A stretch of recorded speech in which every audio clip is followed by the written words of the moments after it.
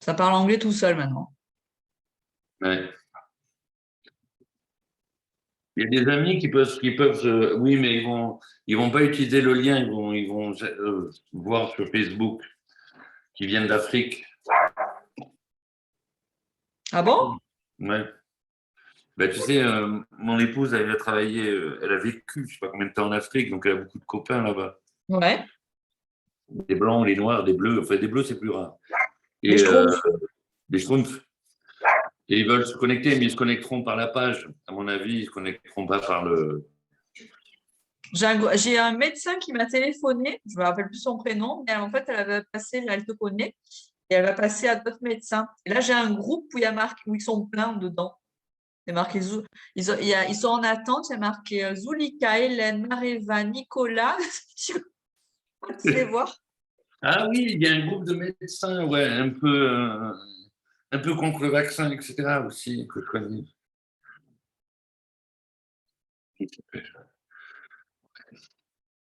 Donc, je vais essayer de tuer mon chien. Le pauvre. C'est Martine qui s'inquiète, qui se dit, mais putain de con, je vais jamais réussir à le canaliser, ce truc. Gave le fromage. Ouais, gave le fromage, ouais. Qu'on n'en parle plus. Ça. Écoute, je suis choqué, moi. Je vais faire rentrer. J'attends Nat, l'ordi mouline. Il y a des médecins d'Italie aussi qui doivent se connecter. Ils vous ont demandé le numéro. Ça y est, elle se connecte, ça m'a déconnecté. Bah, qu'est-ce que c'est que cette histoire? Coucou! Ouf, j'ai eu peur. Mon ordinateur ne marchait pas. C'est toujours le truc, mais même pas, je pense, à la possibilité que ça ne marche pas. Donc, tu vois, c'est vraiment le dernier truc que je vérifie. Voilà, bref, ouf. Moi, je me connecte à 17h, je lance une fausse réunion, je lance un faux Facebook Live pour vérifier que tout est bien lié, tu vois. Je fais rentrer tout le monde. Tu vois, quelqu'un de prévoyant et moi. Tu vois, c'est ça. Pourquoi j'ai le son à donf, moi? Vous m'entendez bien? Oui. Ça passe par autre chose, le son, que par mon truc. Je ne peux pas le régler. Bon, c'est pas grave. Corinne, ton micro est coupé. Oui, je suis là.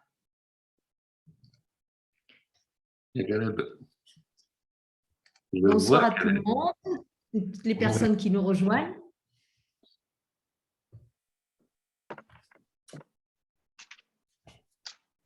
Voilà, on prend quelques petites minutes, le temps que les personnes sur le Zoom au moins se connectent.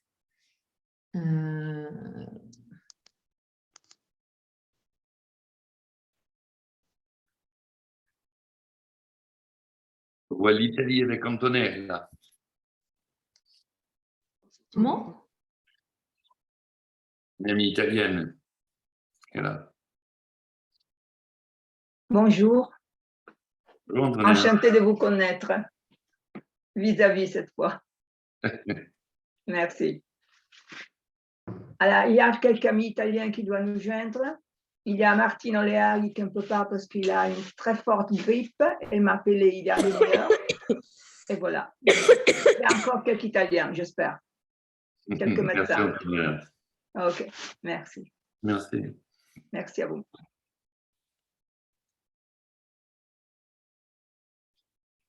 Voilà, encore peut-être 2 petites minutes.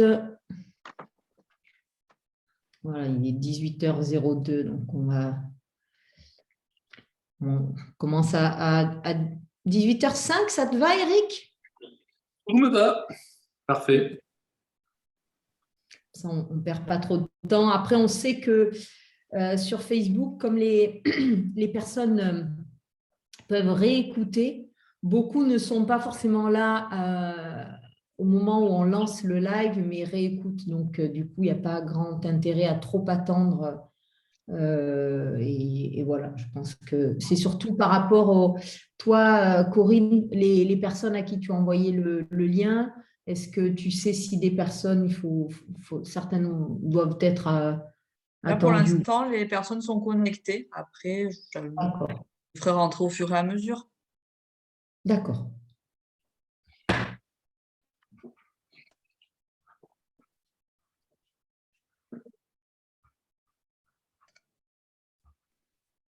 Je suis en train de Merci préparer Eric le live. d'être avec nous. D'accord. Comme ça, dès que c'est prêt.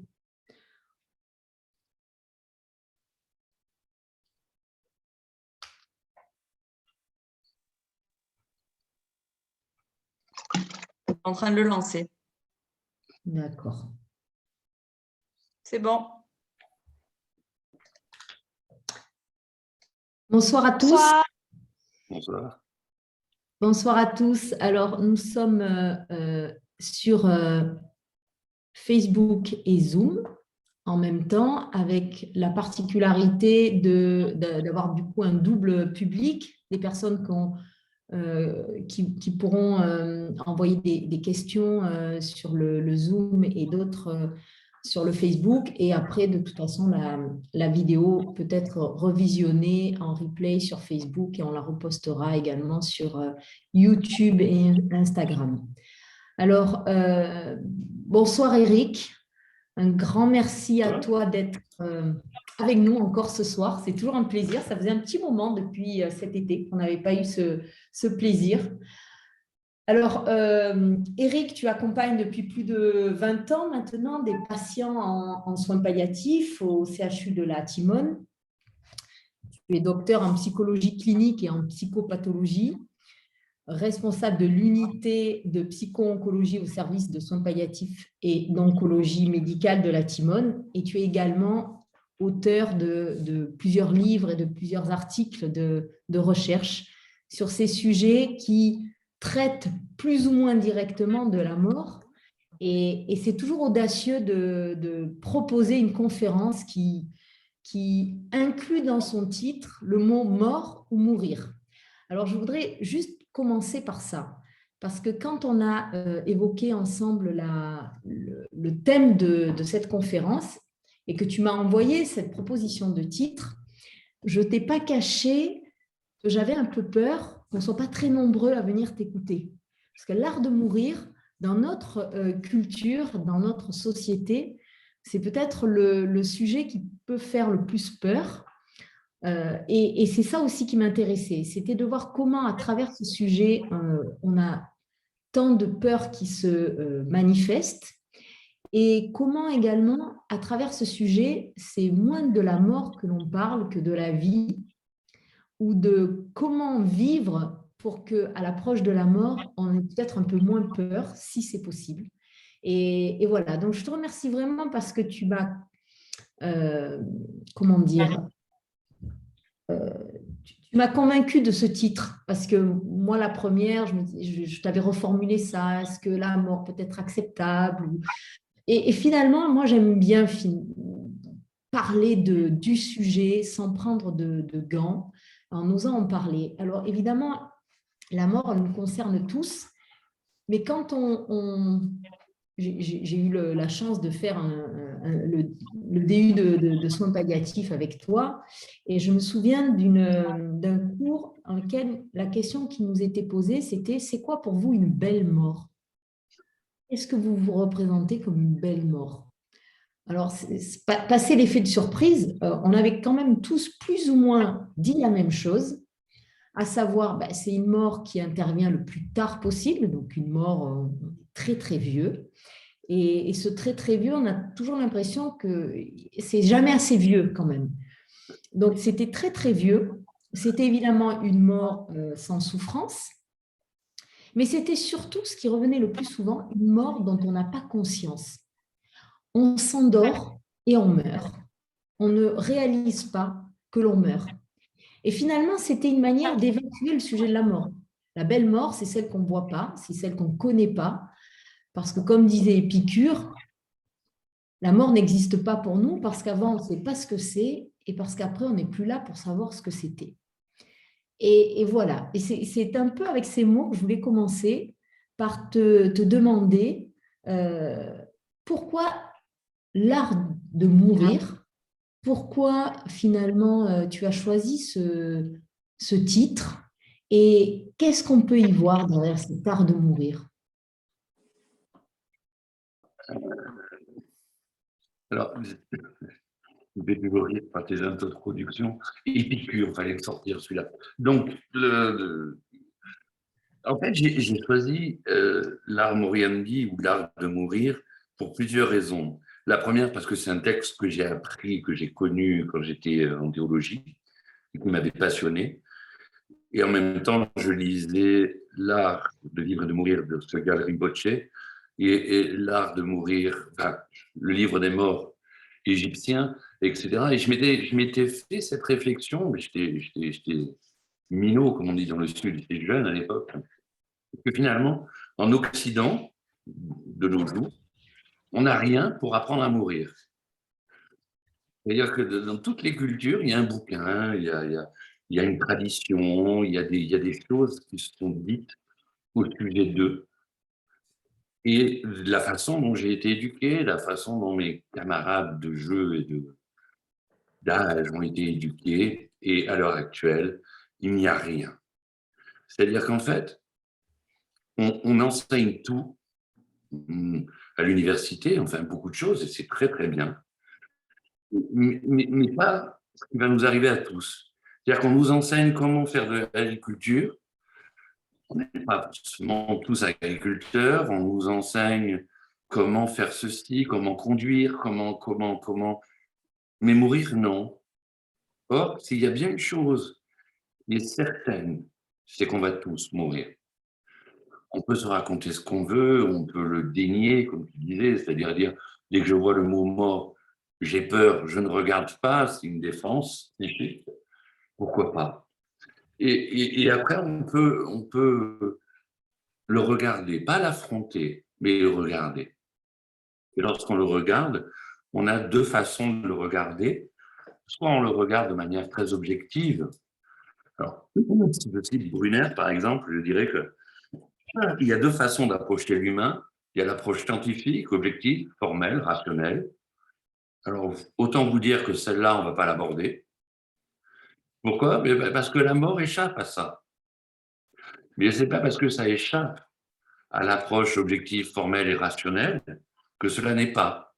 Nous, on va s'occuper plutôt de la plus littéraire, subjective, interprétative, mais qui nous permet d'interpréter et d'intégrer le monde intérieur des humains. Ça me semble important. Alors, comme vous le savez, si vous ne le savez pas, je vous le dis, je fais partie des psychologues dits humanistes. Alors, humaniste, c'est très large, c'est très grand. Dans ces psychologues, je fais partie des encore plus tarés, c'est-à-dire des psychologues plutôt transpersonnels, c'est-à-dire qui s'occupent de choses vulgaires comme l'âme. Les psychanalystes du siècle dernier, le début, hein, quand on parlait d'âme, où ils tombaient dans les pommes, où on était vraiment des abrutis. Eh ben, nous, on va essayer de ne pas tomber dans les pommes et on va essayer d'arrêter de penser que ignorer le centrage à l'intérieur de nous, c'est être un abruti. Alors, le mot âme, c'est un vieux mot. Il veut juste dire ce qui anime. Moi, j'aime bien le traduire en langage plus moderne par conscience. Mais attention, en faisant cela, je ne vais pas du côté de la religion, et je dis bien religion bouddhiste. Ça, c'est un petit truc de l'Occident que j'ai appris. Ça fait 28 ans que je suis des patients en soins palliatifs.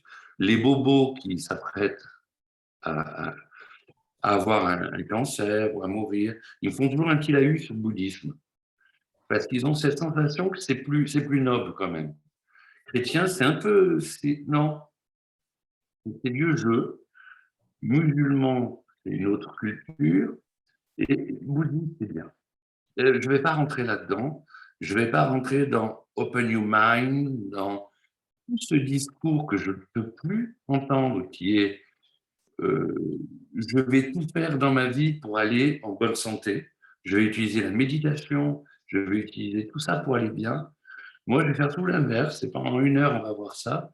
Je vais utiliser tout ça pour apprendre à mourir.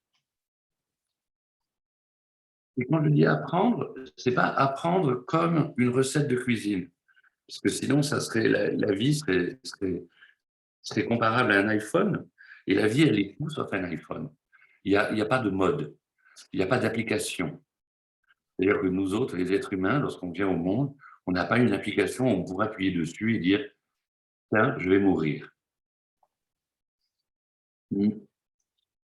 Et dans ce vieux texte de l'art Moriendi, ce que j'adore, c'est qu'on a tous les images très populaires du Moyen-Âge.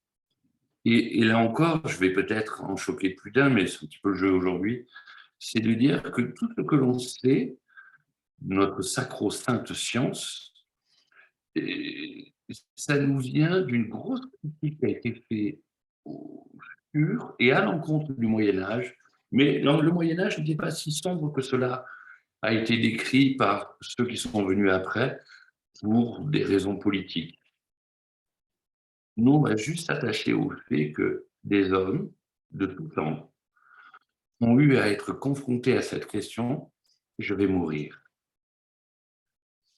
Et je voulais juste vous citer en appendice d'introduction Christiane Singer, qui est une dame extraordinaire, une grande littéraire, qui est décédée en 2007, qui nous a laissé, enfin 2006, pardon, et qui nous a laissé un très très beau ouvrage qui s'appelle Fragments d'un dernier voyage.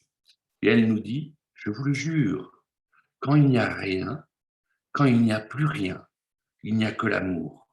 Il n'y a que l'amour. Tous les barrages craquent. C'est la noyade, l'immersion. L'amour n'est pas un sentiment, c'est la substance même de la création. Ça, c'est une dame qui est en train de mourir dans un lit d'hôpital.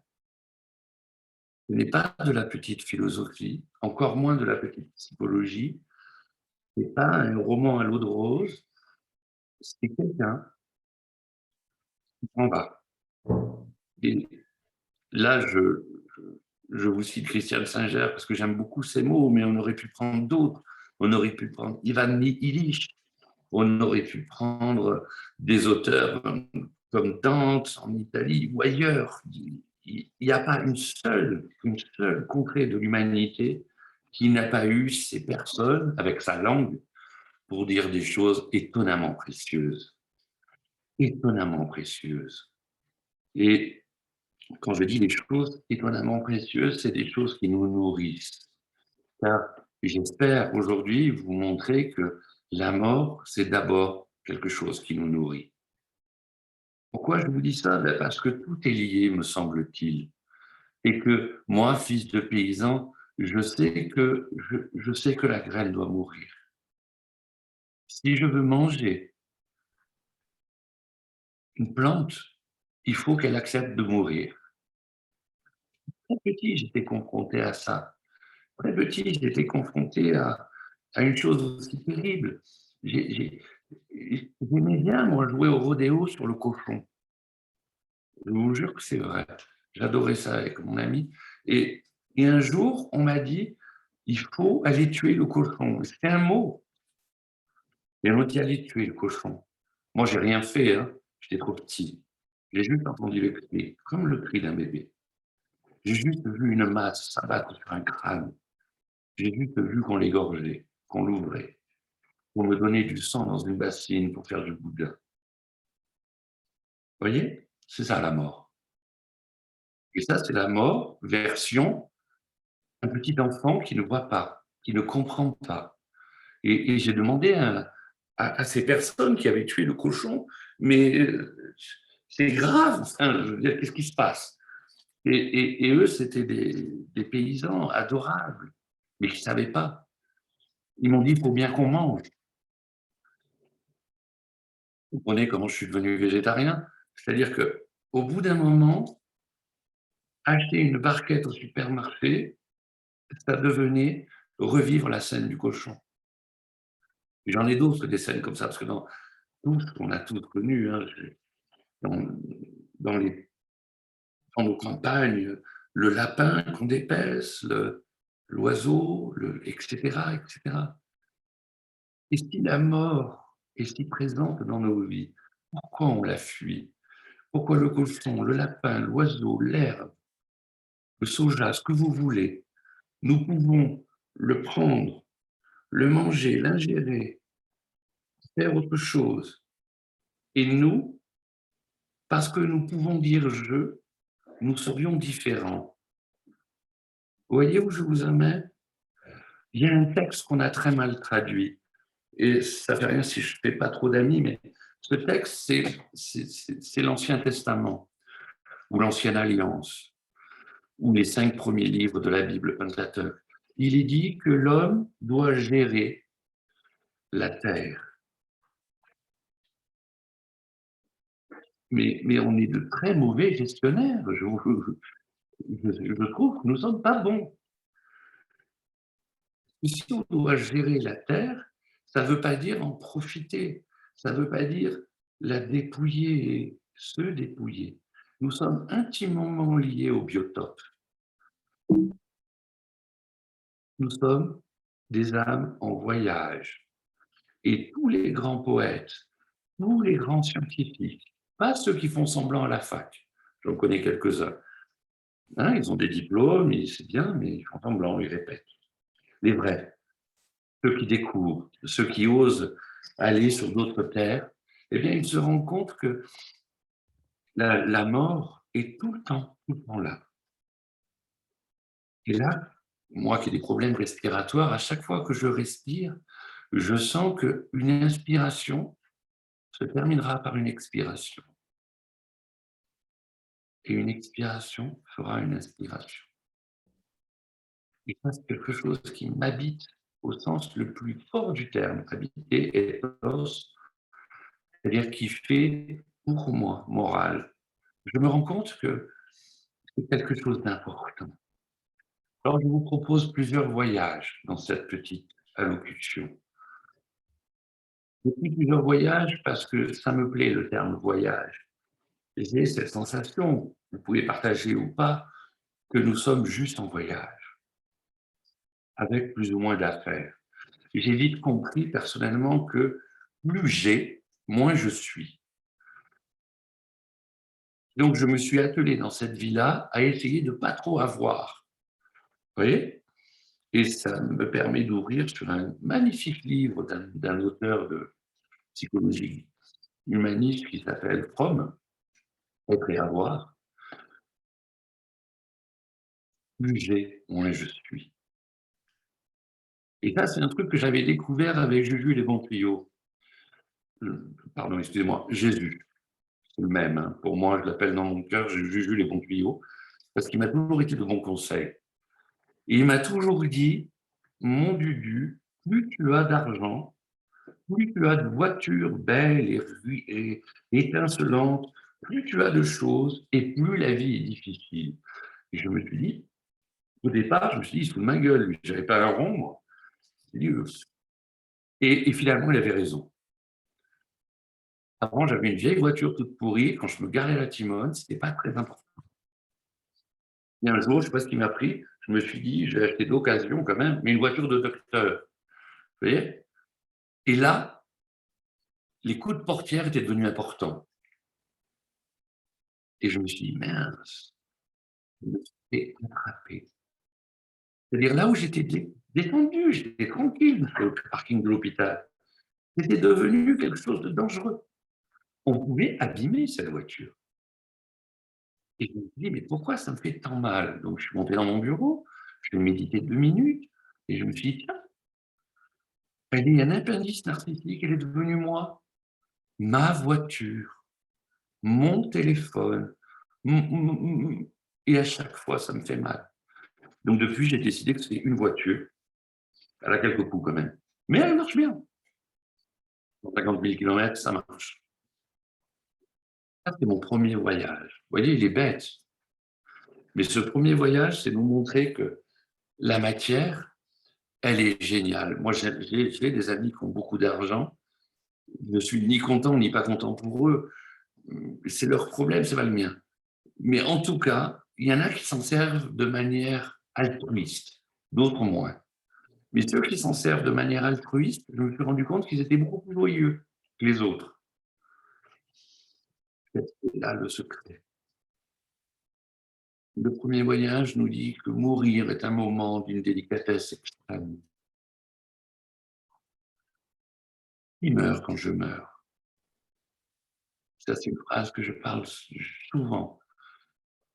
Je dis souvent à mes étudiants, une fois qu'ils ont fini de me raconter une histoire de vie, ou à ceux qu'on appelle les patients, ils parlent quand je parle. Et souvent, j'ai la réponse venant du Sud, moi, yo. Et je ne suis pas sûr. Il y a peut-être plusieurs étages dans l'être. Alors, Freud nous dit, il y a le moi, le surmoi, le ça, etc. Mais peut-être qu'il y a plusieurs étages qui pourraient nous parler mieux. Des choses conscientes, inconscientes, préconscientes. Des choses peut-être qui nous animent sans même qu'on le sache. Mais sans faire le psychanalyse, sans aller dans le mental, juste en regardant. Mourir est un moment d'une délicatesse extrême. J'aborde avec mes patients la question de la mort, j'aborde cela comme une naissance, pas comme une fin. En cela, je suis le Coëlette, le rassembleur. Il vaut mieux terminer une chose qu'en commencer une. Et je dis très souvent à mes amis qui sont psy, mais de l'autre côté, qui sont psy pour enfants, qui sont psy avec des nourrissons, que leur job est beaucoup plus compliqué que le mien.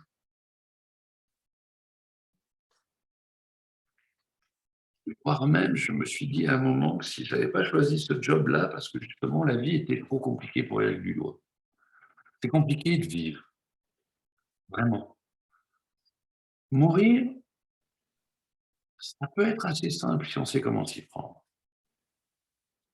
Et comment on s'y prend? Déjà, en se disant, c'est un moment d'une délicatesse extrême. C'est un moment où je veux être là. Vous voyez? C'est contraire à tout ce que nous disent nos médias. Nos médias, ils nous disent, si tu meurs en dormant, c'est mieux. Eh bien, moi, je vous dis, c'est mieux d'être là. C'est mieux de mourir les yeux ouverts.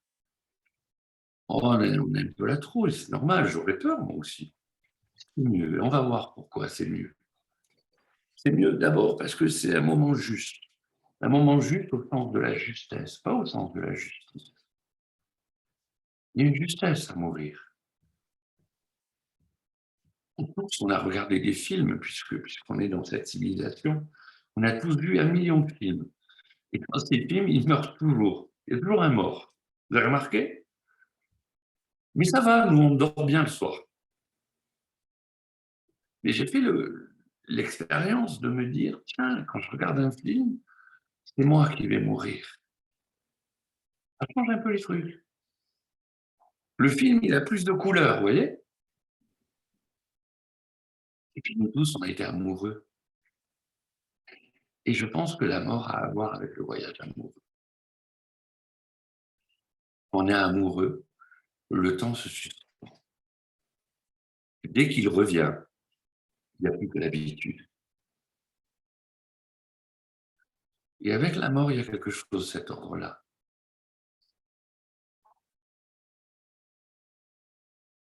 Ce qui veut dire que la mort, comme l'amour, nous demande un abandon. Un abandon, un vrai abandon. Un comme ceux que font nos enfants.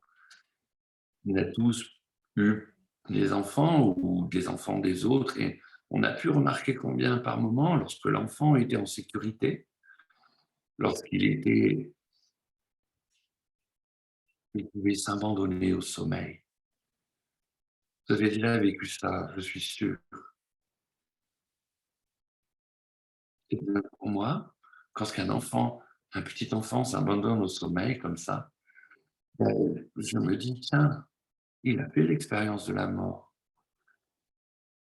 avec confiance, avec une sérénité, avec un amour infini. Il a cloué ses yeux sur mon monde, aller ailleurs. Je ne sais pas où il va. Bien sûr, ma rationalité va me dire, il ne fait que dormir, ne t'inquiète pas du doigt. Mais en hébreu ancien, le terme dormir et mourir est le même. C'est-à-dire quand on vous dit que Dieu fit dormir Adam pour que Ève arrive de sa côte ou de son côté, eh bien, on peut traduire ça en disant Dieu fit mourir Adam. Donc, on ne va pas rentrer dans les histoires de gnose, etc., mais moi j'aime bien la gnose sétienne, donc la gnose qui parle de Seth, du troisième enfant d'Adam et Ève selon la mythologie. Et le terme mourir, c'est toujours un terme de mourir à. Je meurs à quelque chose. Ça ne veut pas dire que je vais dans le néant. Ça, c'est une invention. On ne sait pas, on se tait. Souvent, je dis ça à mes collègues, mais ils n'ont pas envie de se taire. Ils me disent, mais non, on sait. Quand on meurt, c'est terminé. Je dis, mais non. Quand tu meurs, tu meurs. Et alors là, on va rentrer dans autre chose qui est 30 ans de soins palliatifs. Après la peur de l'abandon sacré, une fois qu'on a franchi cette peur, une fois qu'on est capable de s'abandonner, en fait, l'expérience de la méditation ne devrait pas vous faire du bien. Si elle vous fait du bien, si vous n'êtes pas en train de méditer, vous êtes en train de vous relaxer, ce qui est pas mal quand même. La vraie méditation, ça fait flipper les enfants. La vraie méditation, c'est l'abandon. La vraie méditation, c'est d'un coup le moi. Il n'y a plus moi-je qui regarde. Vous avez remarqué quand on médite, on est des vrais petits lapins quand même. On se regarde et on dit, je suis en train de méditer. Ouh, tout va bien. Et à ce moment-là, on ne médite pas. À ce moment-là, on jouit de la méditation. C'est pas mal. On a l'impression de faire une bonne action pour nous-mêmes, etc. Mais ce n'est pas ça, méditer. Méditer, c'est être vraiment sur le pictogramme, diraient certains ici, de la sensation. Il n'y a plus que la sensation. Et puis la sensation, il y a quelque chose qui se passe. C'est pour ça que quand en Occident, on vous dit j'ai médité, je médite une heure par jour, je vais beaucoup mieux. Moi, j'ai envie de leur dire, mange de la salade aussi. Ça fait du bien. Ça nettoie un peu l'estomac, tout ça. C'est un art, la méditation. La méditation, c'est un art de vivre et de mourir. N'en faites pas une action pour aller bien. Ça ne sert à rien. Ce n'est pas un Doliprane. Et donc, une fois qu'on a médité, on s'abandonne. Alors, il y a une autre action à faire qui nous permet de nous abandonner. Là encore, ça demande à vraiment la faire, c'est la prière. Alors, vous avez remarqué, quand on a peur, on prie. Nous croyons ou non, hein, ce qui est assez marrant d'ailleurs. On se rapproche à notre propre tradition, ou la tradition qu'on aime, et puis on dit quelque chose. Et puis, il y a toute une discussion à l'intérieur de nous entre le fait de prier et le fait d'être autorisé à prier. Parce que si j'ai jamais prié et que je me mets à prier, je me dis, merde, je fais une connerie parce qu'il va le voir, lui, le haut. Et donc, je ne peux plus prier, mais j'ai besoin de prier. Ça, c'est notre névrose. On est mignons, nous tous, on est tous construits comme ça, bêtement. Alors, priez, lâchez-vous. Voilà, priez, priez. Prier, c'est simplement dire, je rends grâce. Vous allez me dire, quand tu es en train de mourir, tu as envie de rendre grâce. Ça dépend. Quand tu as vraiment mal aux dents et que ça s'arrête, qu'est-ce que tu dis? Tu dis, ça va mieux. C'est une façon moderne, mais si tu le mets dans une autre façon, tu rends grâce. Là, en l'occurrence, tu pries Doliprane. C'est un labo. Mais quand tu vas un peu plus loin, tu vas prier autre chose. Et cette autre chose, qu'importe ce que c'est réellement. L'important, c'est le processus. Ce n'est pas de prier un ou des dieux, ce n'est pas de prier à droite, à gauche, comme ceci, comme cela. C'est le processus que tu enclenches. Et une fois qu'on a pris ce processus, on s'abandonne au processus. Tous les grands mystiques au sens noble, hier, je regardais Padre Pio. Je crois que ça fait 200 fois que je regarde ce film, mais c'est comme ça. Eh bien, lui, ce qui me fait rêver quand je le vois, dans ce film, je trouve que l'acteur est étonnant, c'est qu'il lâche l'affaire, il s'abandonne. À aucun moment, il se retient. Il est comme un enfant. Et ce qui fait que la divinité, j'en suis sûr, lui parle. C'est pas une petite histoire que je vous raconte là. Je suis sûr qu'un être comme Padre Pio s'est baladé dans l'espace et dans le temps. Il lui permettait d'entendre et de voir. Il lui permettait, il disait toujours, voilà, c'était là, quand il rencontrait quelqu'un. Alors Yeshua, lui, disait, c'est sa faute autour de toi. Mais lorsqu'on est psy, et qu'on est réellement psy, c'est-à-dire on est réellement là pour l'autre, on n'est pas là pour faire semblant, on voit bien que ça flotte autour. Moi, quand je rencontre un être humain, je vois qu'il y a des choses qui flottent autour de lui. Des fois, ils me font peur, des fois moins. Et là, on va aborder le deuxième voyage. Donc, dans le premier voyage, c'est de se rendre compte que c'est un moment sacré. C'est un moment où on peut se préparer avec un triptyque. L'introspection, je veux un peu voir qui je suis quand même, avec la méditation, avec la prière. Et puis, je vais aborder le deuxième voyage, c'est-à-dire que je vais essayer de rentrer dans le jardin de la demeure de l'être. Alors, c'est quoi le jardin de la demeure de l'être? C'est tous les hologrammes que j'ai créés. C'est-à-dire qu'à l'intérieur de moi, tous ont pris une signification. Un exemple bête. Quand j'étais enfant, nous mangions dans le Berry, donc dans le centre de la France, sur une table assez grande, sur laquelle était mis une toile cirée. J'ai encore la couleur et l'odeur de cette toile cirée. Et vous allez me croire ou pas, mais comme vous, je suis capable, si je pense à cette toile cirée, de me retrouver dans cet endroit-là. Bien sûr, quelques fâcheux vont me dire « tu rêves ». Et bien évidemment, je leur dirai « je ne suis pas un iPhone, je ne rêve pas. Je ne suis pas dans un monde insensible, je suis dans un monde sensible. Et toute chose qui a été perçue comme étant quelque chose de sensible et quelque chose de vivant,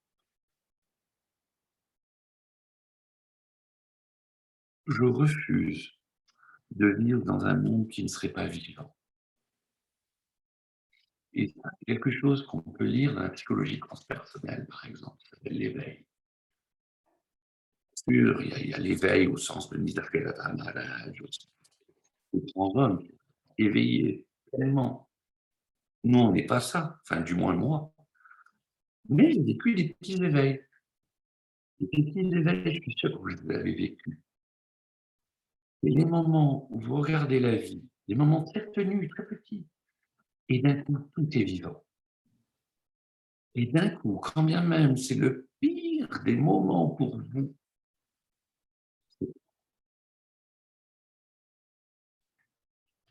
le pire des fois des moments pour nous, c'est la mort de l'autre. Parce que finalement, notre mort à nous, on s'y accommode. Mais pourquoi on ne s'accommode pas de la mort de l'autre? Ben parce qu'on ne fait jamais confiance à l'autre. Moi, je suis toujours surpris de voir combien on ne fait pas confiance à nos autres. Ceux qui sont morts avec moi, je leur ai fait confiance. Ça veut dire quoi, faire confiance? Ça veut dire que je sais qu'ils vont rejoindre leur demeure. Je n'ai pas de souci avec ça. Je n'ai même pas besoin de chouiner, même si les larmes vont couler. Et pourquoi les larmes vont couler? Parce que je suis un être sensible. Et c'est pour ça que des fois, la littérature de la psychopathologie m'inquiète. Quand il y a certains auteurs qui d'ailleurs ont été dans ma thèse, mais qui me disent au bout d'1 an et demi, ton deuil doit être fait. Ah bon? D'accord. Mais moi, mon enfant, il est mort il y a 1 an et 7 mois. C'est fini, je ne pleure plus? Comment ça marche? Vous voyez bien que c'est idiot comme truc.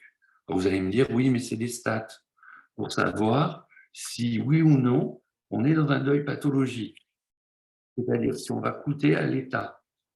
Comme ça, hein. C'est-à-dire que si on est dans un deuil pathologique, il va falloir nous donner des médicaments, et puis aller voir un psy, et puis c'est remboursé, en France du moins.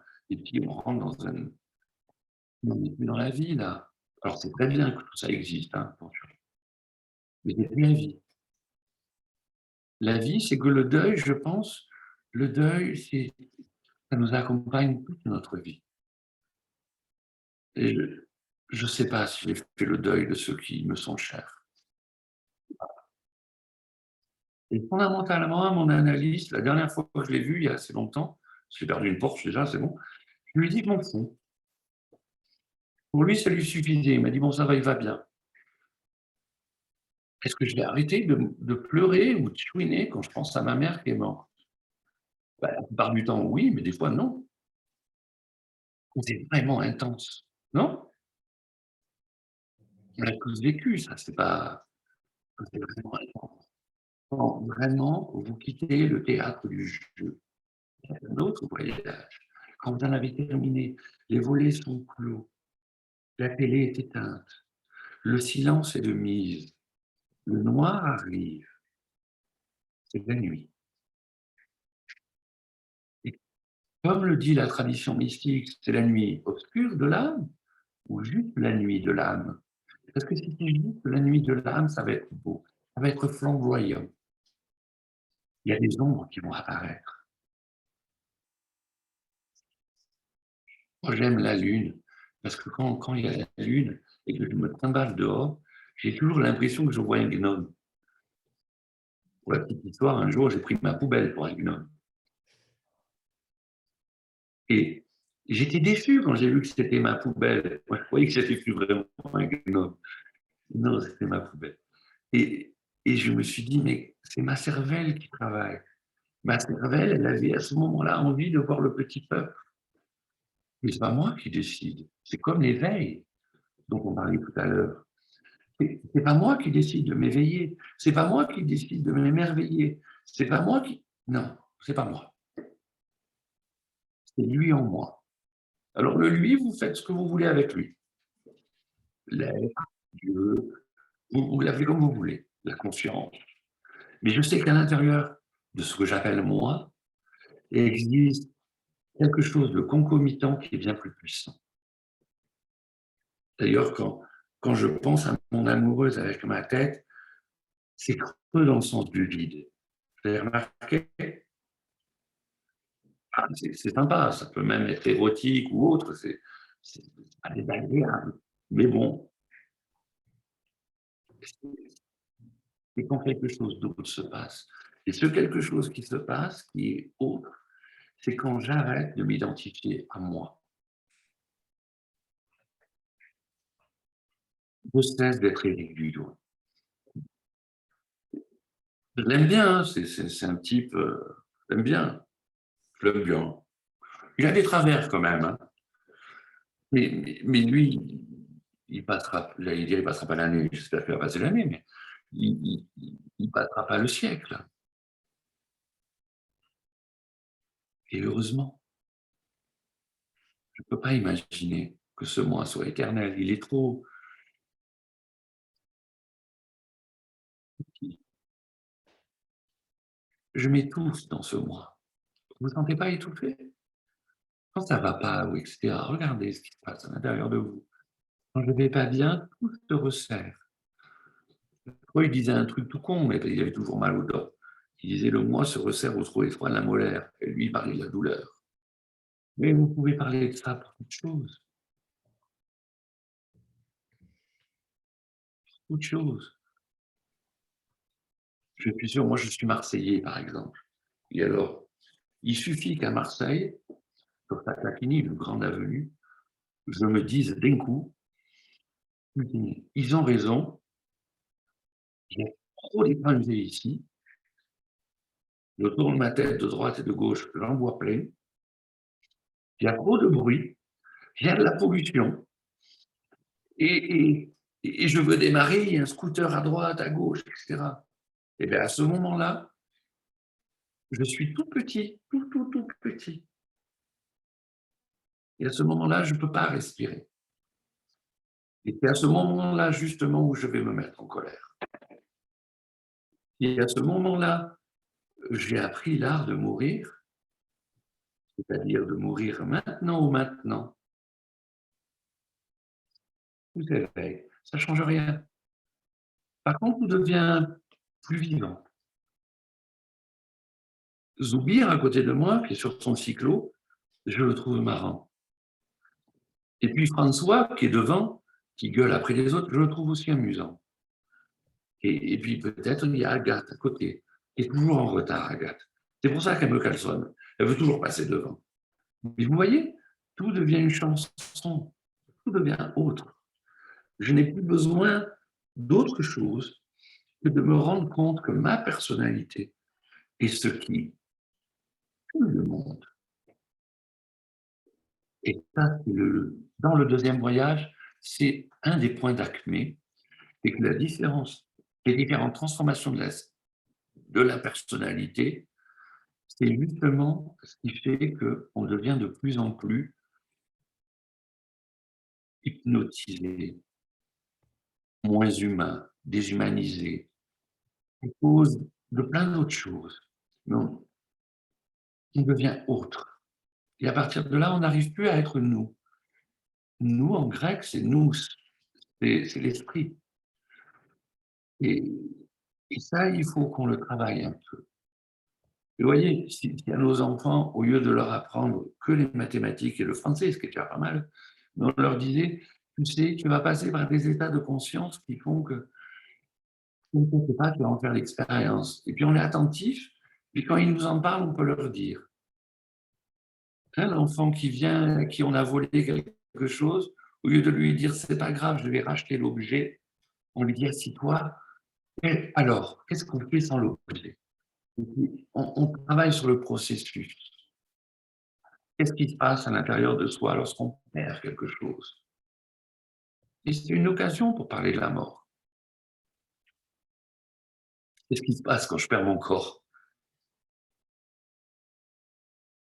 Ça paraît terrible comme histoire, mais toutes les nuits, on perd son corps. Et comme des grands couillons, on est persuadé que le matin, on va se réveiller. Si on n'est pas persuadé que le matin, on se réveille, on ne dort pas. Ça s'appelle la peur. Et on a le droit d'avoir peur. Mais le tout, c'est de pouvoir la travailler, cette peur. Parce que cette peur, c'est la fin de l'identité. On a la sensation que quand on arrête jeu, ça ne joue plus.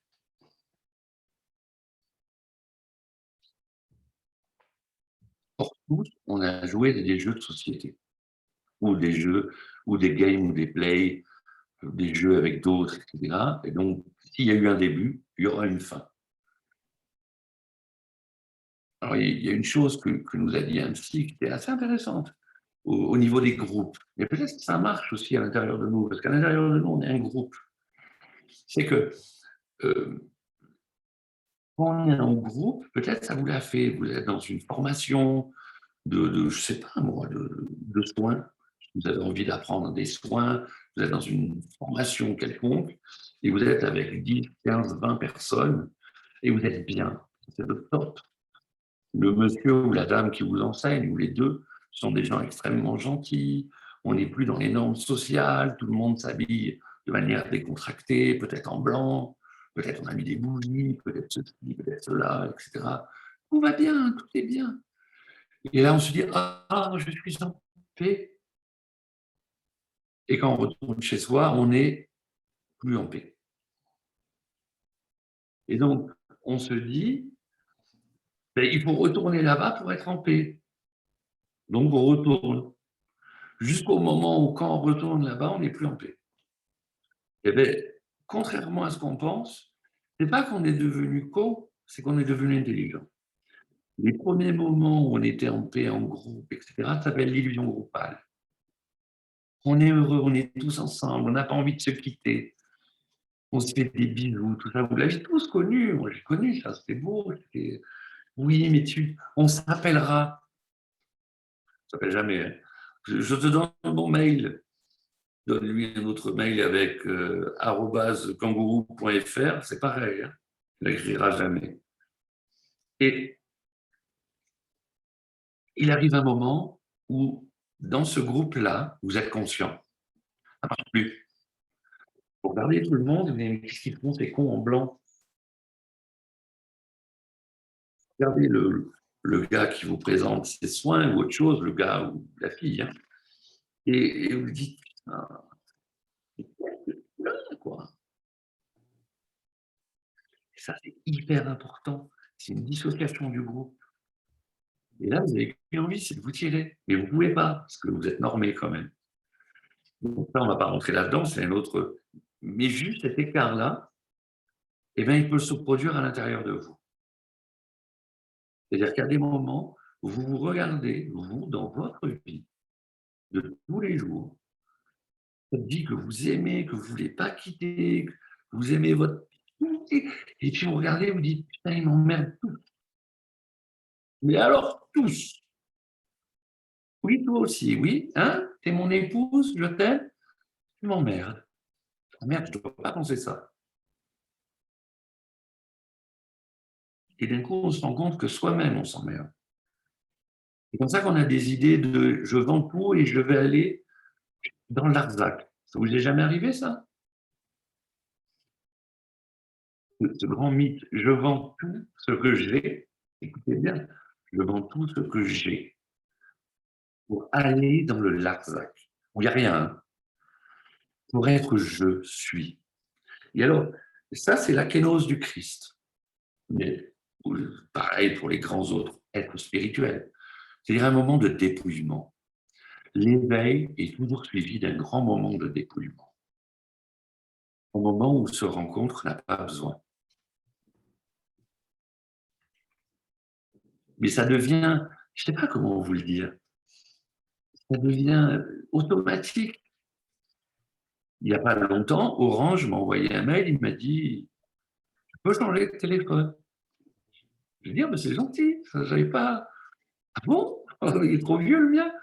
Ils m'ont dit « Oui, oui. » Ils m'ont dit « Vous avez 2 ans, tu changes de téléphone, tu reprends un petit abonnement avec moi pendant 2 ans et on te file un beau téléphone. » Je lui ai dit « C'est gentil. » Bon, moyennant quelques petites piécettes. Et puis j'ai dit « Mais c'est quoi reconditionner ?» Ils m'ont dit « C'est les téléphones, mais ils sont reconditionnés.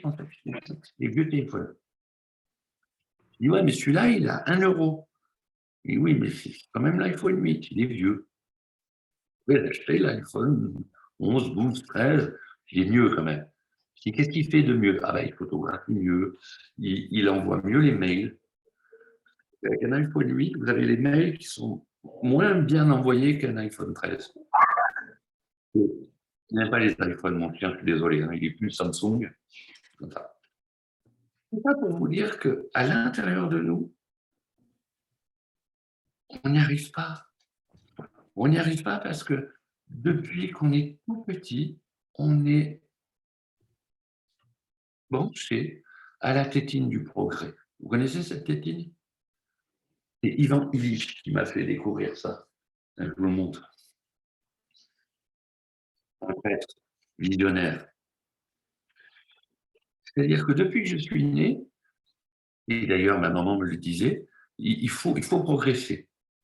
Je suis parti de la maternelle jusqu'à la fac et à chaque année, je progressais. Quand je n'arrivais pas à progresser, on me disait « tu redoubles ». Ah bon? Oui, tu es reconditionné. Merde. La mort va dans cette optique-là. Le problème, c'est que la mort, on ne sait pas comment... Est-ce que c'est un plus, finalement? Vous voyez, dans notre société, la mort, on la pense quand même moins. Vous avez remarqué? Si on avait été viking, on la penserait quand même plus.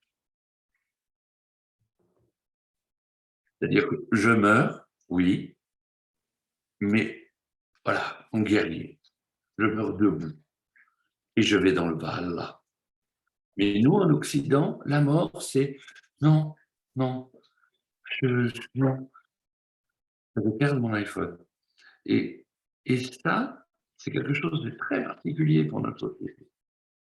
Que comme la mort est un moins, eh ben on n'en veut pas. puisque nous, depuis tout petit, on veut progresser. Et que nos parents nous ont dit « profite, profite, profite », et que partout, on nous dit de profiter. Il y a même des gens qui vous disent « profite, la vie est courte ». Bon. D'autres qui vous disent « profite, on n'a qu'une vie ». Et ils en savent quoi? Quand je suis avec des adolescents qui ont 15 ans, comment ça marche? Je leur dis, bon, ben, à 15 ans, à 16 ans, tu n'es plus là, profite quand même. Non. Et pourtant, à l'intérieur de nous, on se dit tous, un jour, j'apprends que j'ai une maladie très létale, je plaque tout et je pars en voyage. En 28 ans, je n'ai jamais vu ça. En 28 ans, j'ai vu une quantité de personnes qui n'ont rien lâché et qui ont dit, il faut tout garder. Vous voyez? Il n'y a pas de jugement dans mes mots. C'est juste pour qu'on se rende bien compte. Notre culture fabrique notre définition de la mort. Elle n'est pas juste. Elle correspond à notre culture.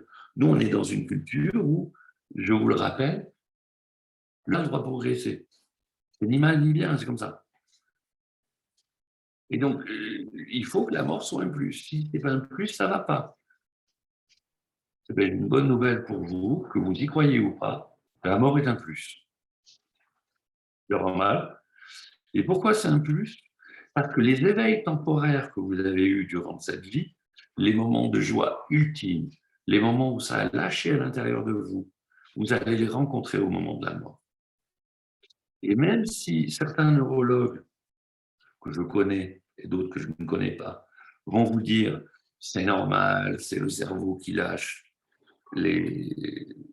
l'adrénaline, qui lâche des neurones, des toxines, etc., pour vous faire croire à un long voyage, vous avez le droit d'être pas trop poli avec eux et de leur dire s'ils ont envie de vivre comme un iPhone, c'est leur problème. Parce que la question, elle est là. Par exemple, je vis en Provence. À Marseille, j'ai vraiment, vraiment tous les jours le choix entre me plaindre et déguster Marseille.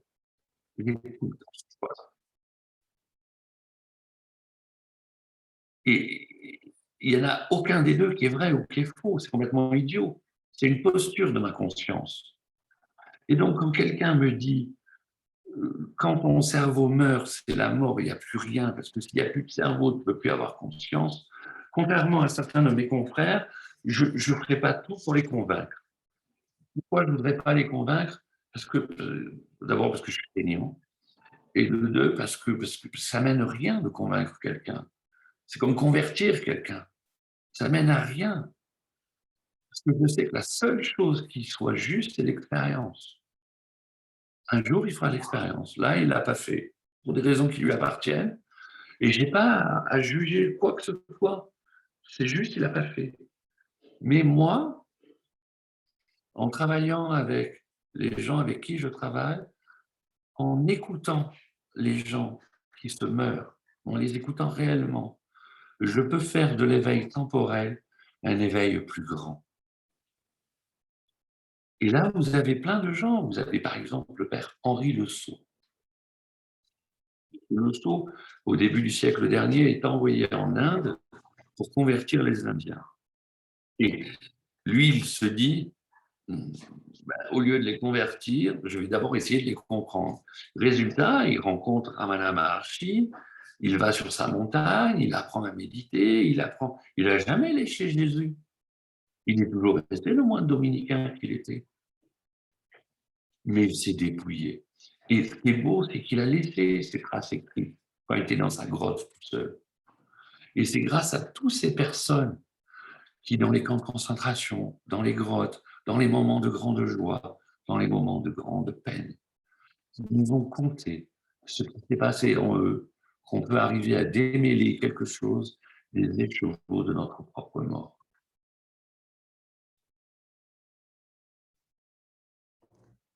La vie, c'est lila, nous disent les orientaux. Et si c'est lila, c'est donc quelque chose qui se parle.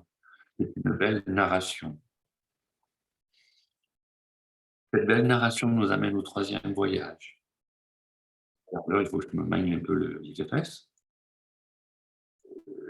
Et la première des choses qu'on peut remarquer dans cette vie-là, c'est l'impermanence des choses. Ce n'est pas une nouveauté, c'est Bouddha qui l'a dit. Quand je dis Bouddha l'a dit, c'est pas Bouddha l'a dit, c'est le Bouddha. C'est celui qui a fait l'éveil. C'est-à-dire qu'on peut être, quelle que soit sa religion, ça n'enlèvera jamais rien à l'expérience de cet être-là, qui nous a montré un chemin, qui vous convient pas, ça qu'importe. Mais il a montré un chemin dans lequel il y a l'impermanence.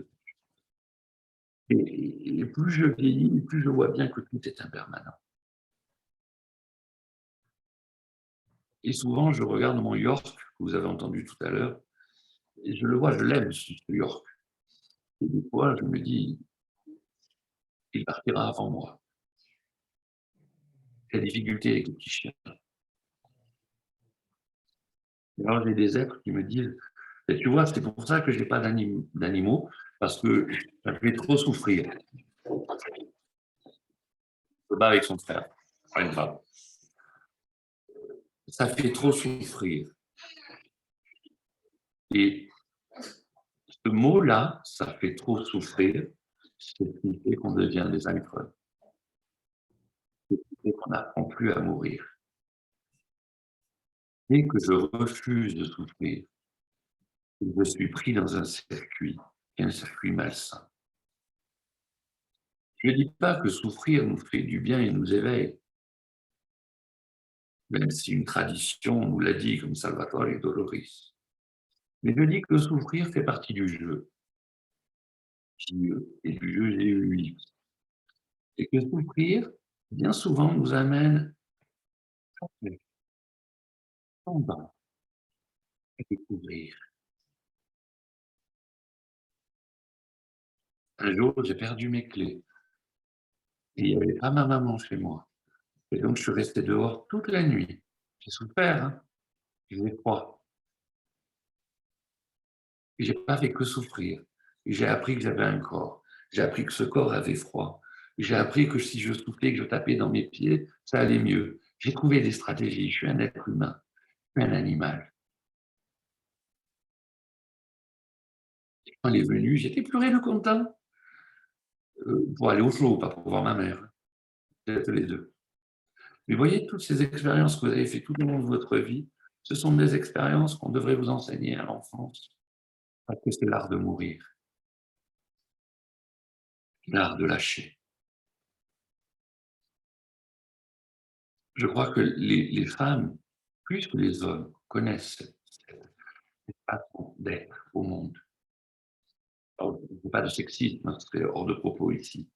Mais elles ont à l'intérieur d'elles cette chose-là qui fait que, de toute façon, ça va lâcher. Parce que pour que le bébé naisse, il faut que ça lâche. Vous imaginez une maman qui dit « je lâche rien, les gars, je reste ». C'est la naissance. Donc, il faut que cette maman, elle dise « je lâche ». Et en disant « je lâche », il advienne que pourra. Il y a quelque chose qui arrive. Il y a une autre chose, plusieurs choses que je voulais vous dire, c'est qu'il n'existe pas une seule demeure, je pense. Vous vous rappelez, lorsqu'on était petit, du moins en Europe, on nous dit quand on meurt, on va au paradis, ou on va ailleurs, ou etc., suivant sa tradition. C'est toujours l'un et l'un. Eh bien, dans mon expérience, il me semble qu'il y a de nombreuses demeures dans la maison de mon père. C'est une parole de Jésus.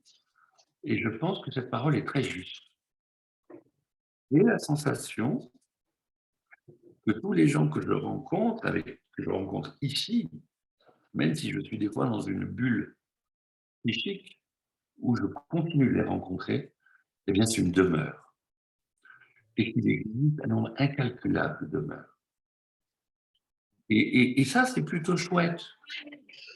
Parce que, des fois, on se dit, je n'aimerais pas rencontrer X dans cette demeure. Mais peut-être que l'univers est beaucoup mieux fait que nous ne le pensons. Et qu'il arrive un moment où nous ne rencontrons que ceux qui peuvent servir à quelque chose dans quelque chose. Et ça, c'est le secret de nos intentions. C'est le secret de nos trajectoires de vie. C'est le secret du sens que l'on va donner. Mais attention, pour le sens, tu le sens. Lacan, là-dessus, nous a mis du sens, en veux-tu, en voilà, on peut en trouver. Moi, j'ai toujours été, quand je zone un peu dans les milieux spiritualistes, il y a des choses qui me font marrer, c'est que les gens trouvent du sens à tout. Ils aiment leur médaillon qu'ils ont toujours eu. Ils le perdent, ils ont un moment de révolte, ils voient qu'on les regarde quand même, ils se disent, putain, c'est pas bon la révolte, totalement, c'est pas admissible. Et donc, à un moment, ils nous disent, je l'ai perdu, je sais pourquoi. Moi, si, comme un con, je dis oui, pourquoi? Il dit, mais en fait, c'est quelque chose de lourd que je portais. Ah bon? On dit que c'est bien, que c'est beau, que c'est... Non, non, non. C'est un moment que je dois oublier de ma vie. Et qu'est-ce qu'on est tartignoles, nous les humains?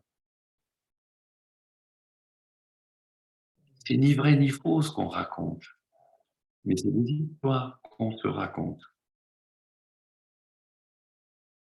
Et si on lâchait l'affaire, vraiment? Et si on disait, oh, ah ben elle n'est plus là. C'est tout. On serait vachement plus heureux. Ce que je viens de vous décrire, c'est l'éternel présent. C'est lui, l'éternel présent. C'est de cesser de se construire un pseudo-futur à partir d'un pseudo-passé. Si je suis dans cette trame-là, assurément que je suis manquant. Manquant en moi-même, manquant vis-à-vis de l'autre. Quand je suis en relation avec un autre être humain, si je ne suis pas dans l'éternel présent, il y a un moment où je suis manquant, où je suis manqué. Quelque chose d'advient qui ne va pas. Parce que je n'ai pas le mot qu'il faut. Ou parce que je n'ai pas osé la relation.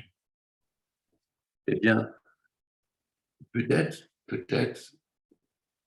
à partir d'aujourd'hui, on pourrait se dire que la mort, c'est quelqu'un. Vous voyez, comme dans nos vieux folklores. Vous vous rappelez de nos folklores? Elle vient, la mort, avec une faux. Ça m'a toujours amusé. Moi. La mort qui vient, avec un grand manteau comme ça, avec une faux. Alors la faux, c'est pour nous faucher. Moi, quand je suis la faux, je me dis c'est faux, c'est pas lui. Et je me dis, est-ce qu'on peut parler avec la mort? Comme dans nos folklores, oui, mais pas maintenant, peut-être plus tard. Et écoute-moi, la mort, c'est une hypothèse. Si je me mets à prier de 8h45 à 9h15, all the day, est-ce que je peux grappiller 1 ou 2 ans? Alors vous allez dire, mais il est con celui-là, mais on le fait tous au moment de la mort.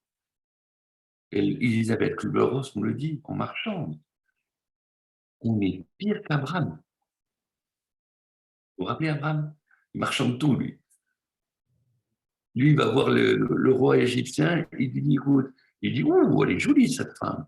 C'est ma sœur. Alors que c'est sa femme. Si tu veux, tu lui prends. Et on est tous comme ça. Et le simple fait de dire, je suis cela, nous libère de cela. C'est pas compliqué. Je suis ça. Je suis. Et même vis-à-vis de la vie, de la conscience, je marche. Et je vais juste apprendre à ne plus marchander. Oui, ça ne veut pas dire que je suis dans mes troubles. C'est lui qui décide tout, moi j'ai rien à faire. Je suis partie prenante de tout le jeu. Il n'y a rien qui ne m'arrive dans lequel je ne suis pas partie prenante. Alors, je ne dis pas que tout ce qui nous arrive, c'est normal. Il y a des choses qui nous arrivent qui ne sont pas du tout normales. Des agressions, des assassinats, des viols, tout ce qu'on veut. Mais la question, c'est, pour le sujet qui le vit, c'est comment je peux mourir à cela. Parce que face à un trauma, l'idée, c'est quand même que le trauma s'en aille.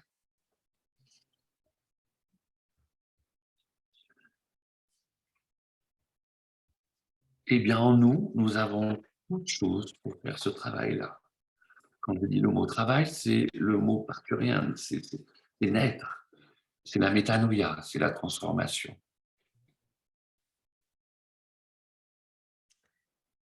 Souvent, puisqu'on est au point rose, je travaille en soins palliatifs. Alors déjà, on me dit, oh, c'est bien, t'es courageux, etc. Et alors, comme je suis un vrai salaud, je leur dis, ouais, mais je travaille aussi avec une association qui s'occupe des gens qui ont perdu un enfant. Alors là, le mot perdre prend toute sa place. Ils se disent, quoi? Des gens qui ont perdu un enfant qui est mort. Un enfant, je dis, oui, un enfant, il est mort d'une maladie, il est mort de quelque chose, etc. Il est mort. Je dis, mais t'es fou.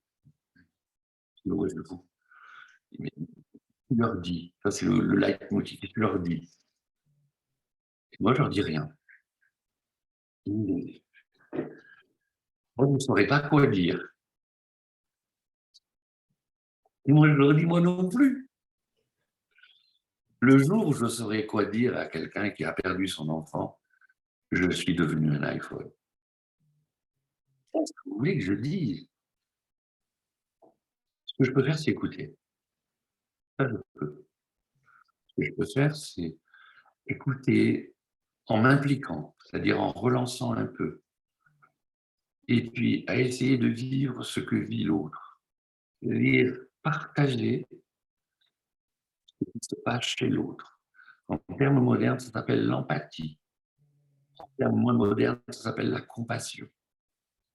À partir du moment où quelque chose en moi meurt, une partie de moi, je peux tirer le fil peut-être. Et celui qui sait, c'est l'autre. Celui qui est beau, c'est l'autre. Eric, oh, pardon. Vas-y. Non, je te laisse terminer. Je crois que tu avais... J'ai terminé. En fait, je voulais profiter du fait que tu parles du point rose et des enfants, parce qu'évidemment, tous les parents qui t'écoutent, je pense, ou ceux qui malheureusement, et nous en connaissons, qui sont au chevet d'un enfant qui va mourir, même s'ils espèrent jusqu'au dernier moment le miracle, quelque part, ils savent que cet enfant peut mourir. Comment on peut parler d'art de mourir pour un enfant? Comment, parce que les enfants meurent aussi, comment on peut les accompagner et comment on peut accompagner un enfant qui va mourir, à moins que ce soit peut-être lui qui nous accompagne, parce que souvent, j'ai le sentiment que c'est souvent l'enfant qui aide son parent à l'accompagner. Et voilà, c'est ce que tu nous as partagé sur ce voyage, ce temps présent, cette présence à soi qui aide à lâcher et à accepter peut-être de voir la mort autrement. Comment c'est possible quand c'est un enfant? Alors, dans ce que tu me dis, ce qui est beau, c'est qu'on veut toujours faire des généralités. Un enfant, je sais ce que c'est. C'est Aglaé, c'est Paul, c'est Kevin. Mais un enfant, en termes génériques, je ne sais pas. Je peux faire juste des classes d'âge. Je sais qu'avant 8 ans, l'enfant a une représentation de la mort différente de l'adulte. Et puis après 8 ans, on va attendre l'adolescence. Là, il y a un remaniement des interfaces du moi, de l'identité, de la sexualité, qui vont faire que cet enfant va commencer à devenir ce qu'on appelle un adolescent, puis après, plus tard, un adulte. Il existe une infinité d'adultes, une infinité d'adolescents, etc. Ça veut dire que c'est l'enfant lui-même ou l'adolescent lui-même qui va donner le tempo. En fait, lorsqu'on est avec quelqu'un, on est en train de faire de la musique. On ne s'en rend pas toujours compte. Et la question, c'est qui donne le tempo et qui donne le rythme. Vous voyez, quand quelqu'un vient vers moi, un enfant ou un adulte ou un adolescent, il me dit « je vais mourir, c'est terrible ». Je ne peux pas lui dire « t'inquiète pas, il n'y a pas de souci ». Je fais exprès de vous montrer avec la musique. Arrive avec une musique ou une narration triste, qui arrache l'âme, qui vous dit des choses terrifiantes. C'est ça, écoutez. Et c'est à partir de là qu'on va, et je dis bien on va faire un autre tempo. Mais un autre tempo, ce n'est pas lui imposer notre tempo. La plupart des trucs modernes, on impose. On écoute un peu, parce qu'on maintenant, on sait, on a écouté des petits, on leur écoute, et puis après, on dit oui, mais écoute-moi. Dès que vous dites écoute-moi, vous êtes en train de dire à l'autre ferme-la. Et donc, quand je suis avec un enfant, il va me donner le tempo.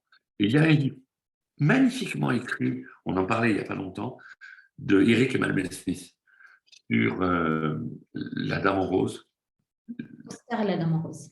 Voilà. Et ce qui est très très beau dans ce livre, c'est d'abord il a le tempo de Oscar, de l'enfant, il fait parler l'enfant, et il nous montre que l'enfant, ce n'est pas du tout le débile moyen qu'on croit. Pas du tout. Il me fait penser à moi, Eric, que l'enfant sait mieux que le parent où il va. La plupart d'entre nous, on a la sensation, et ça c'est un truc que je vois beaucoup dans les familles, ne lui dites pas surtout qu'il va mourir. Pourquoi? Ça le tuerait. Alors, je ris pas quand même, mais je leur dis, on va éviter le truc alors, comment on fait? Ce qui n'est pas dit nous contamine. Ni en mal, ni en bien, je veux pas, justement, tout le travail de l'art de mourir, c'est de sortir de la nuit et du jour, du bien et du mal, d'être dans l'unité. Et donc, j'ai confiance en l'autre, qu'il soit enfant, bébé, adolescent et adulte, c'est d'abord un vivant en devenir, et un adulte, c'est toujours un vivant en devenir. Et quand je reçois un adulte de 30 ans, ce n'est pas la même chose qu'un adulte de 50, ce n'est pas la même chose qu'un adulte de 60, de 70, de 80, de 90.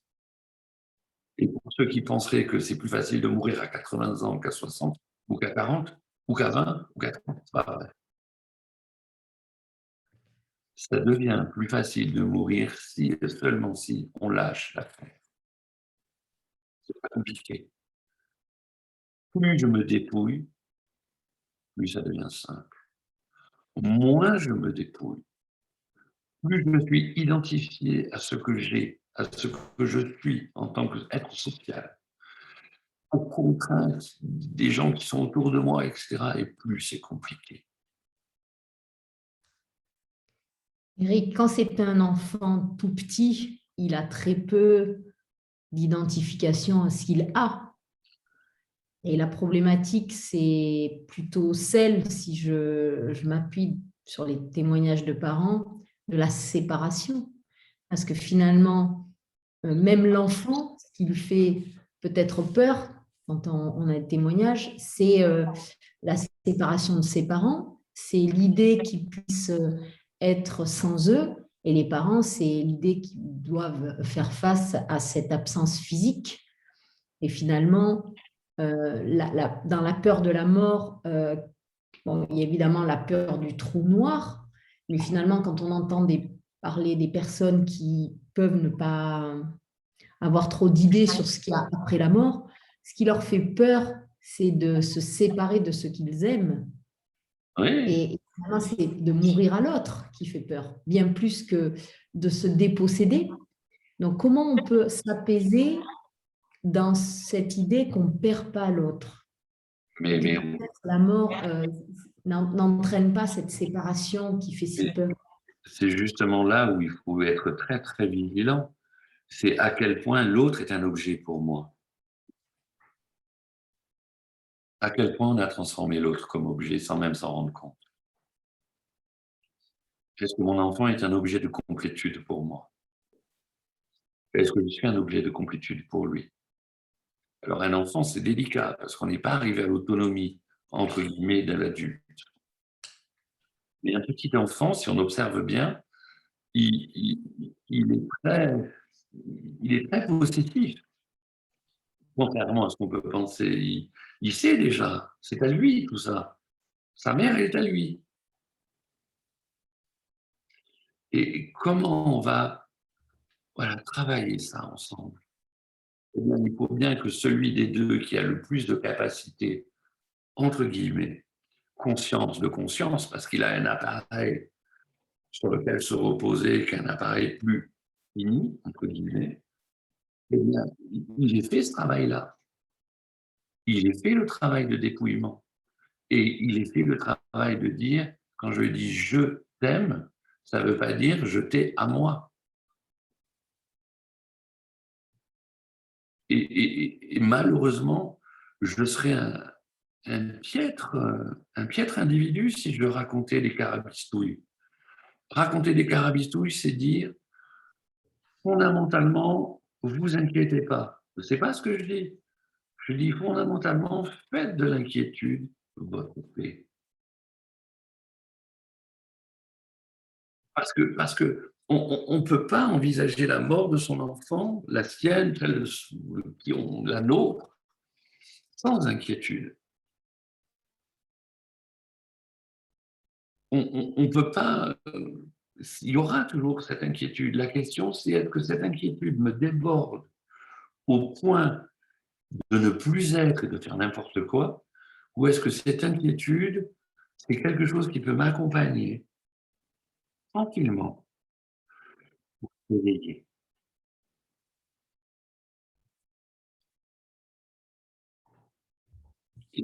Quand je suis en relation avec mon enfant, je sais, parce que mon enfant, il a un cancer en phase terminale et que les équipes soignantes, qui sont à grande délicatesse, nous a dit,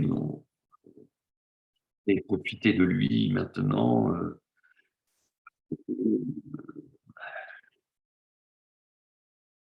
Dans les derniers moments, enfin, tous les trucs que peuvent dire les équipes soignantes.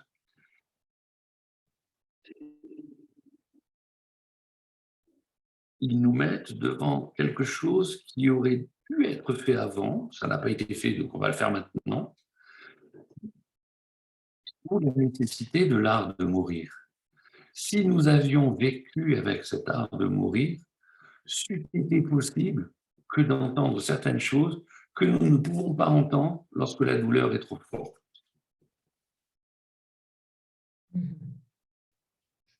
Des fois, j'en pleure dans mon bureau parce que j'accompagne, on a beaucoup de sarcomes ou d'autres maladies comme ça, qui sont des maladies qui touchent quand même des sujets assez jeunes, qui vont de 15 à 35 ans. Et souvent, je me dis, mais si l'école ou je ne sais qui ou je ne sais quoi avait fait son job, c'est moins dur. C'est un peu ça que je témoigne. C'est pas, j'enlèverai rien au fait que la séparation s'appelle une séparation. Ça serait utopique que de penser ça. même si je peux me balader dans l'astral, même si je peux voir les mondes des mondes, celle qui fut ma mère en ce temps est morte. Et plus jamais Françoise Mathieu sera Françoise Mathieu. Mais Françoise Mathieu, c'est l'identité. Est-ce que je résume ma mère à cette identité ou à autre chose?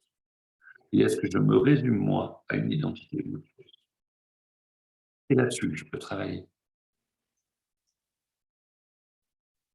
Et oui, oui, il y a plus qu'une espérance.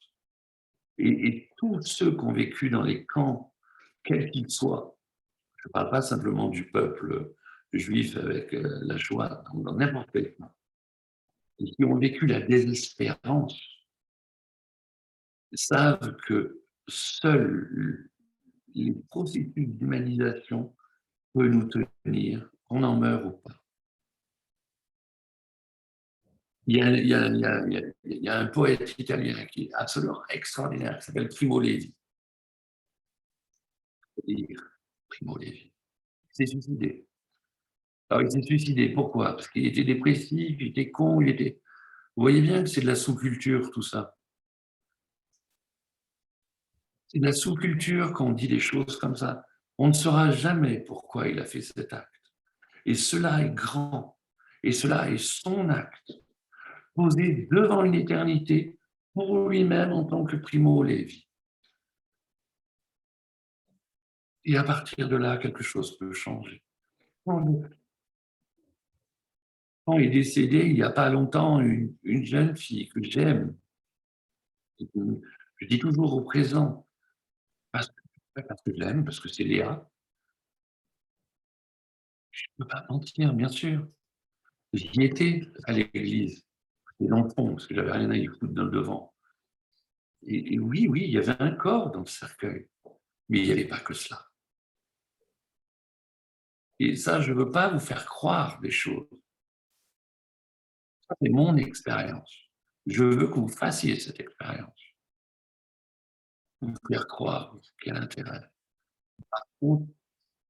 Lorsque moi, j'étais dans cette église et que je rentrais à l'intérieur de moi-même, j'ai eu cette sensation de chute et je me suis retrouvé dehors. C'est dehors qui est important, c'est pas dedans. Là, j'ai rencontré ma copine. Elle m'a dit, putain, ça craint, qu'est-ce qui se passe? Qu'est-ce qui se passe? Et elle était touchée, elle était émue, elle était bouleversée par tout cet amour. Si vous éveillez-vous et regardez ces moments-là, c'est des moments de l'amour infini. Oui, elle a souffrance, mais c'est des moments où c'est resplendissant d'amour. À la fin, en plus, sa maman a osé un truc que j'aurais jamais osé. Elle a osé s'enregistrer, chanter une chanson un peu terrible dans le sens où c'est très émouvant, de Céline Dion, pour elle. Mais là, on était au XXIe siècle et on avait vécu une vraie cérémonie. Et après, il y a eu un autre lieu, grâce au Point Rose, sans faire de pub, hein, ça n'a rien à voir. Un autre lieu, un lieu où il y avait d'autres enfants. Parce que la mort, c'est aussi un lieu de partage. Un lieu où on évoque, un lieu où on symbolise. On a oublié tout ça dans nos sociétés. Ce n'est pas un lieu où on se recroqueville comme des petits vieux, comme ça, en disant un lieu où on éclate. Bon, avec la mère Nathalie, on éclate souvent. C'est la vie. Vous avez tous connu une journée où il y avait une tempête pas possible. Que vous soyez en mer ou sur terre, en mer, c'est mieux. Parce que là, vraiment, vous vous dites, ça craint. Une grosse tempête, il y a tout. Et le lendemain matin, vous vous réveillez, parce que vous endormez au bout d'un moment, vous êtes fatigué, et c'est nickel chrono. Ben, au lieu de penser au maillot de bain que vous allez mettre, vous arrêtez 30 secondes et vous dites, qu'est-ce que je viens de vivre? Ça s'appelle l'art de mourir. Je ne sais pas si j'ai répondu, Nathalie. Oui, merci. Merci beaucoup. Alors, je ne sais pas si tu as encore un peu de temps pour prendre quelques questions ou pas, ou si moi je continue à t'en poser. Je vais peut-être proposer déjà aux participants sur le Zoom d'envoyer une question, voilà, s'ils le souhaitent. Moi, en attendant, je voulais juste peut-être reformuler ce que j'ai compris et pour que tu puisses me corriger si ce n'est pas ça. C'est finalement ce que tu nous partages sur cet art de mourir, c'est vraiment un chemin entre ces deux extrêmes qu'on vit aujourd'hui dans nos sociétés, soit le déni, la mort on n'en parle jamais parce que en parler ça serait presque la convier, ou ça serait se rappeler quelque chose qu'on voudrait à tout prix oublier, et on a l'impression que dans cette hypothèse-là, à chaque fois qu'on perd un proche ou qu'on nous annonce qu'on peut perdre un proche, on se prend ça comme si c'était quelque chose de totalement incongru, qu'on n'avait jamais imaginé.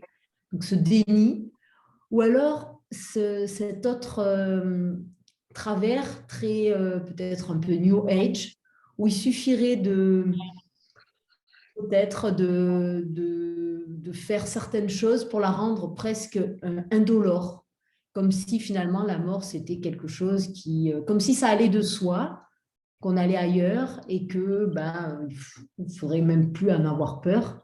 Et finalement, tu nous dis qu'il y a cette peur de la séparation, qu'il faut la vivre et que c'est peut-être dans ce lâcher-prise total, dans cette peur, qu'on arrive à être soi d'une manière inédite, où finalement on n'est plus cette identité, cet ego, ce jeu, on n'est plus tout ce que l'on est, on accepte de se fondre un peu et dans la douleur et dans la peur, et qu'à ce moment-là, il y a quelque chose qui peut s'ouvrir.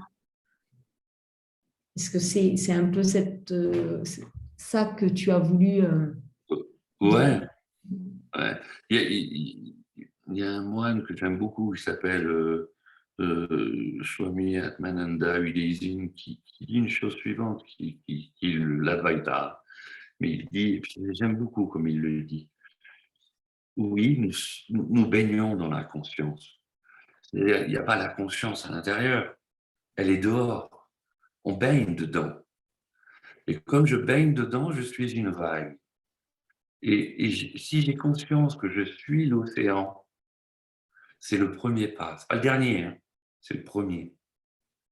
Et il va falloir que j'apprenne à la vague, moi, ma vague, quel est l'océan.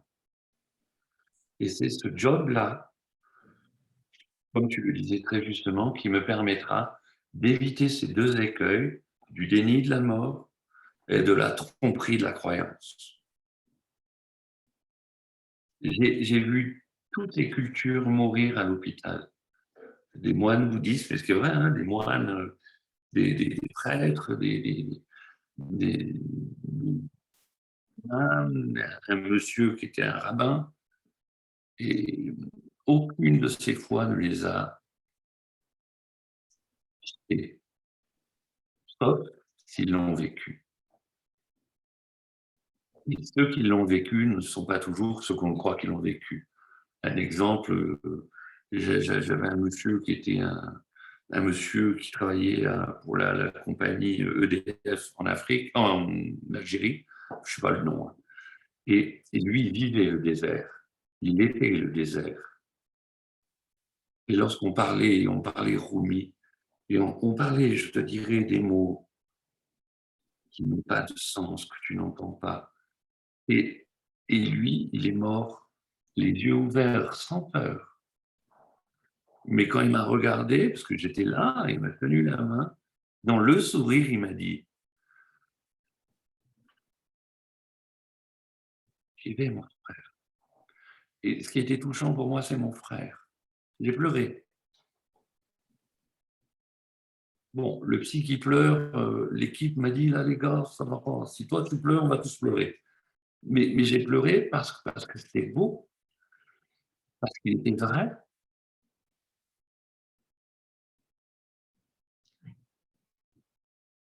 Et quand il y a une maman qui me dit « j'ai travaillé sur moi », etc., parce que j'en rends compte, j'ai fait ceci, j'ai fait cela, j'ai démené des trucs pas possibles, quoi. Et au bout de 6, 8 ans, il m'arrive des fois, le soir, à l'ombre d'une lumière, de pleurer mon enfant.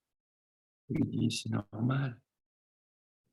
Je ne lui dis pas « ah, ah, va falloir venir me voir, hein, parce que ça va pas ». Mais bien sûr que quand j'ai aimé, ça n'existe pas, c'est j'aime qui existe. C'est pas pour vous, non?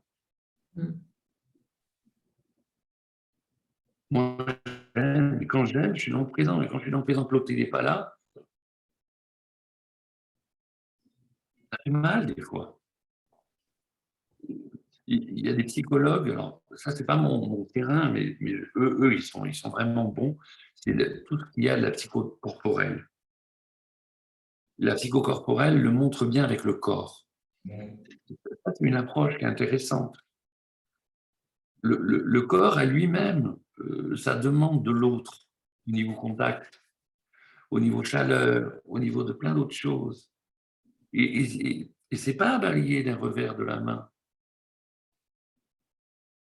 Là encore, il y a une école qui est très peu connue, c'est un ami italien qui me l'a fait connaître, qui est vraiment un ami cher, qui est en plus professeur de psychologie et psychopathologie, et qui est au Canada, qui m'a fait connaître la psychosynthèse, qui est italien.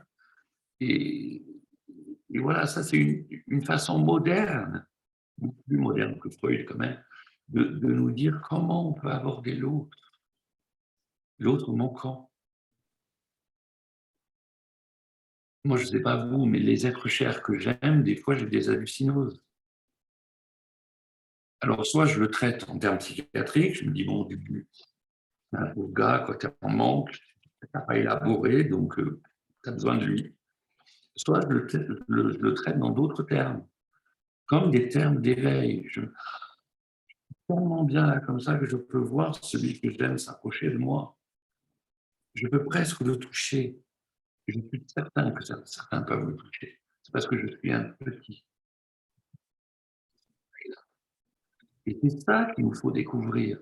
C'est que la frontière entre la vie et la mort, c'est une frontière de pensée. Ce n'est pas un mur de l'Atlantique, hein, mais il ne faut pas se raconter l'histoire. Il ne faut pas s'inventer le fait de dire « j'ai rencontré mon… » Non, tu l'as rencontré ou pas, on s'en fout. Sois au moins juste envers toi-même.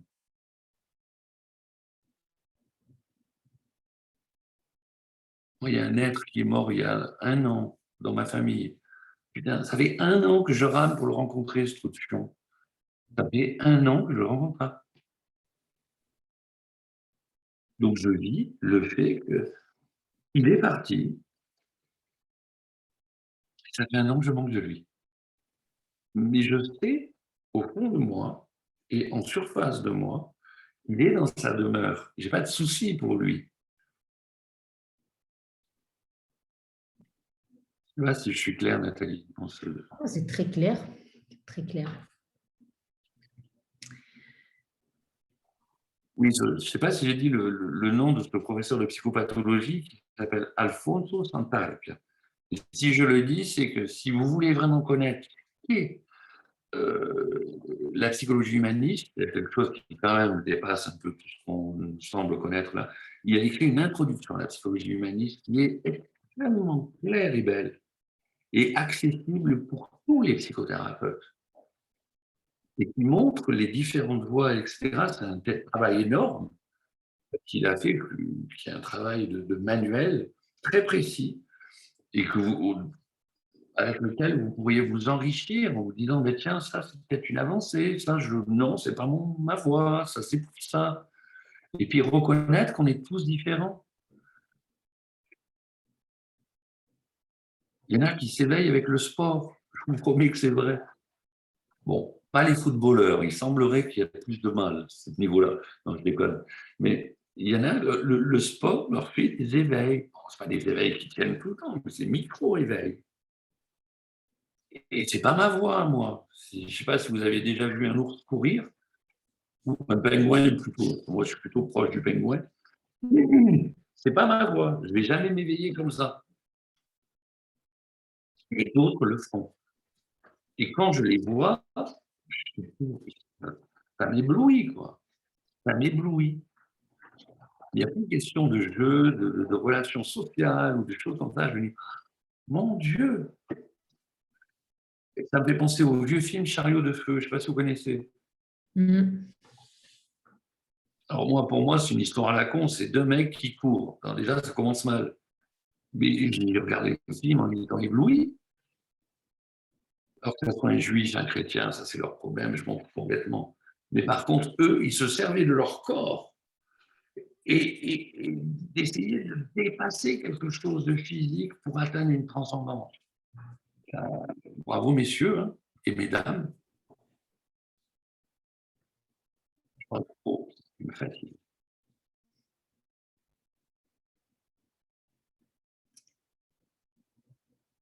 Merci beaucoup, Eric.